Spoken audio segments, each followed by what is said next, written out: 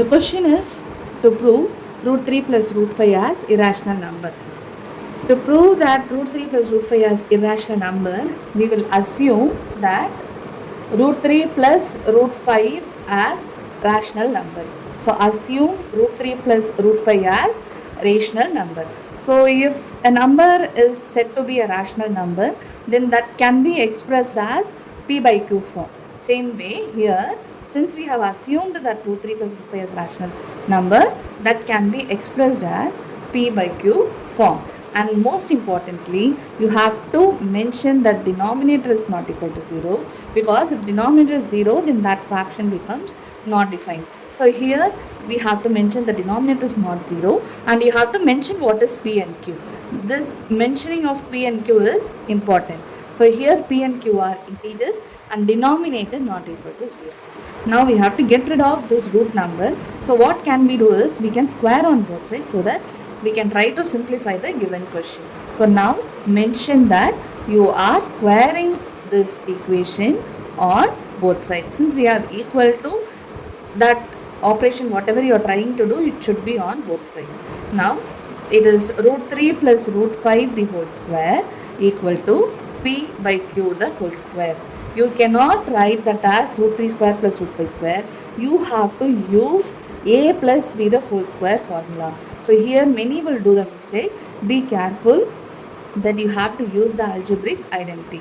So a square plus b square plus 2ab. So a square, that is root 3 square, will become 3. B square, that is root 5 square, will become 5.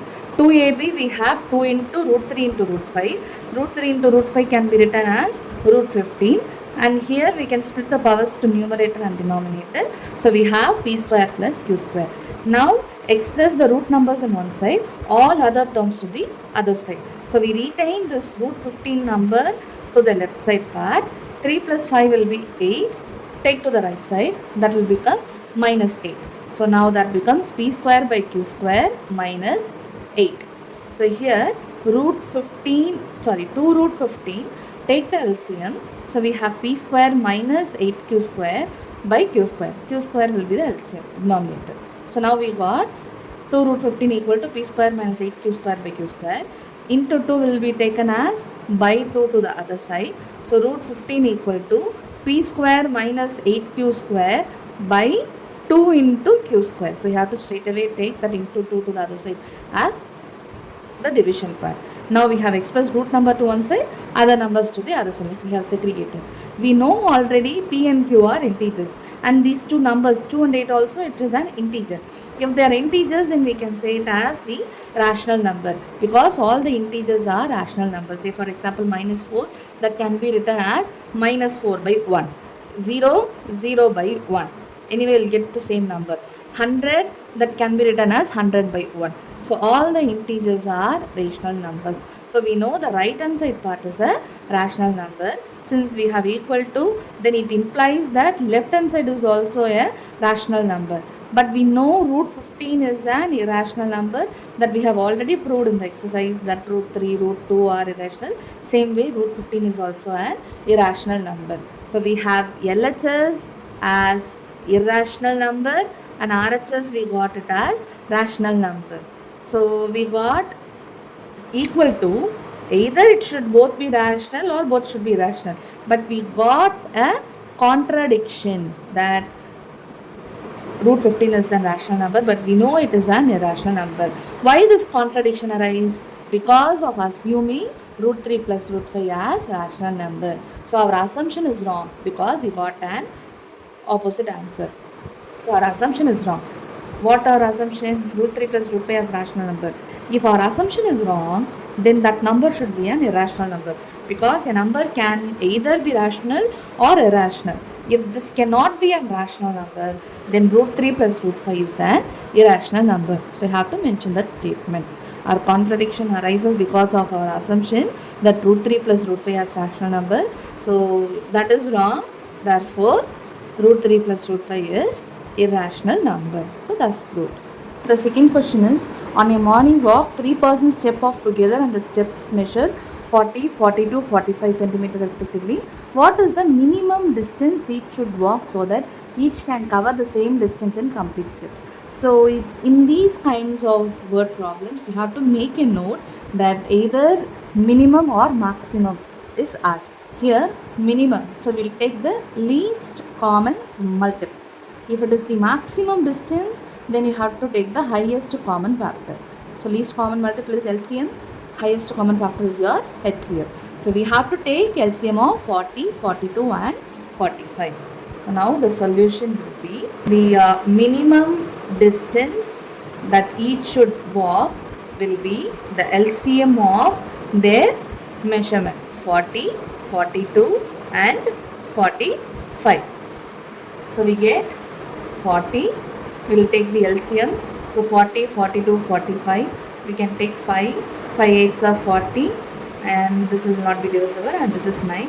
We will take 3 and this will be 14 times and this will be 3, 3, 8, 14, 1, 7, it will be 8, 2, 1.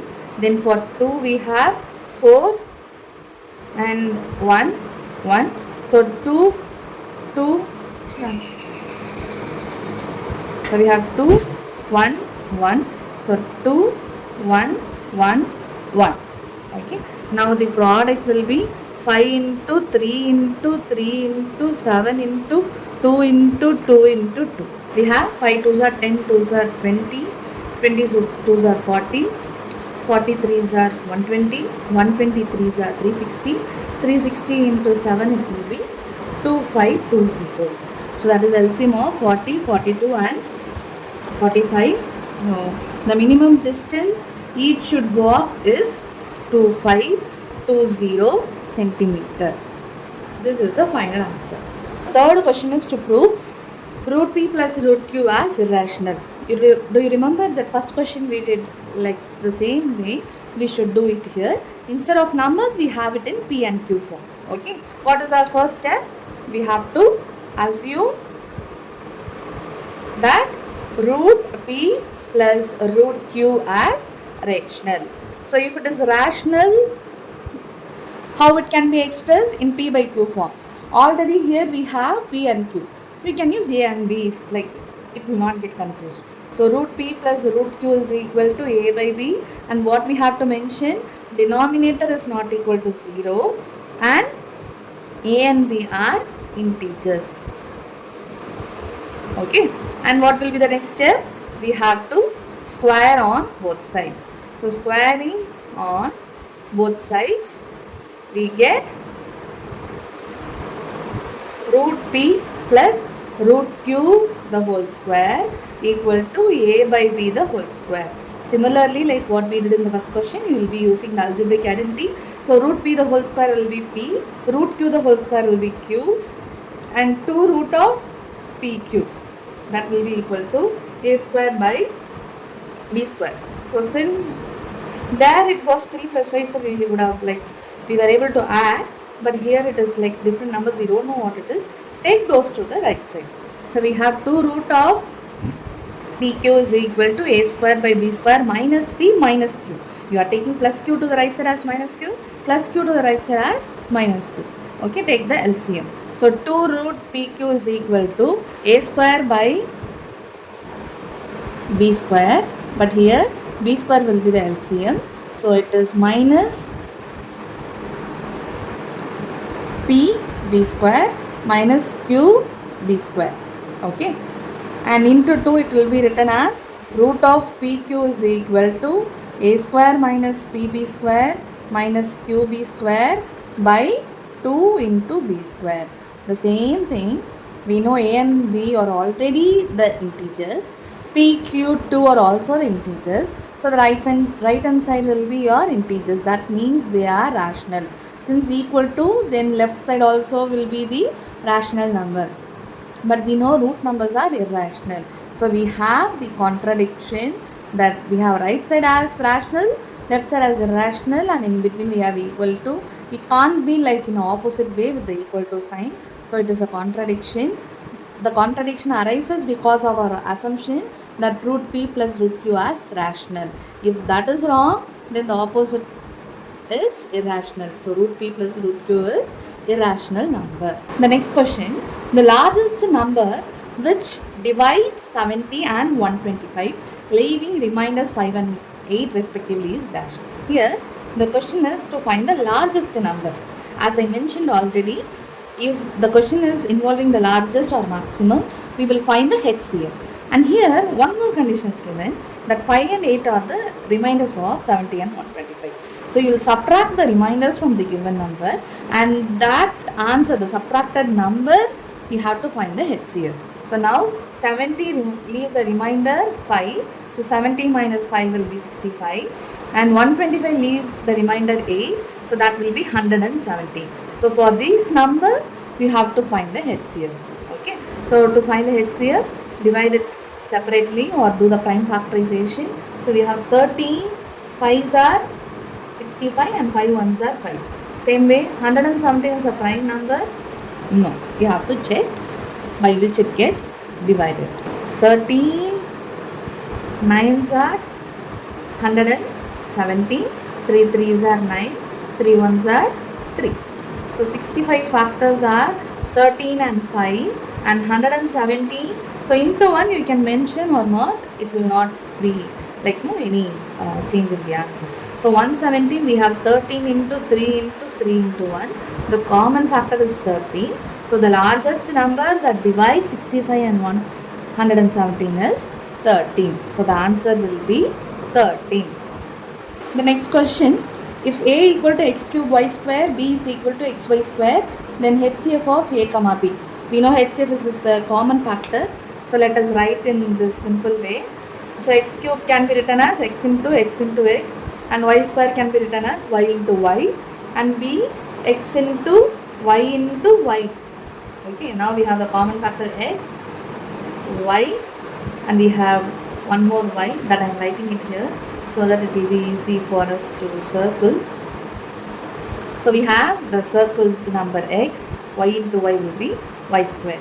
So HCF of HCF of a comma b is xy square.